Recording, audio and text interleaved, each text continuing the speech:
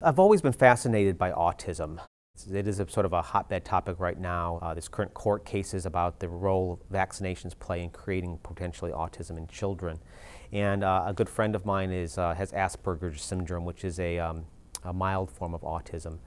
But also I read a series of books by Dr. Temple Grandin, and she wrote some books about her dealing with her own life as an autistic person and her life with animals. And so again, being a veterinarian myself, I was just fascinated by that and reading more and more of her books. Sort of a strange thing started to arise in my mind is that there are individuals that have a very splintered but very specialized form of brilliance, whether it's in mathematics, music, or art. I really wondered, how did that come about? What creates this autistic savant syndrome in these autistic people? What's the organic cause of that? And Dr. Temple Grandin actually has a very interesting quote about autism and its role in human development. She says, if by magic autism was eradicated from the history of mankind, man would still be out in the caves socializing by a fire. She believes that certain autistic individuals with these savant talents have arisen in human history and changed human history.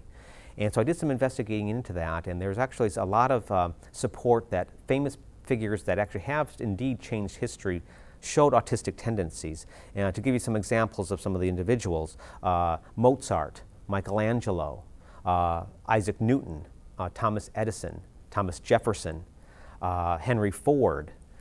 We also have the famous French oracle, Nostradamus, was also believed to be autistic, and potentially the reason why he was able to sort of have these visions was because of his autistic nature.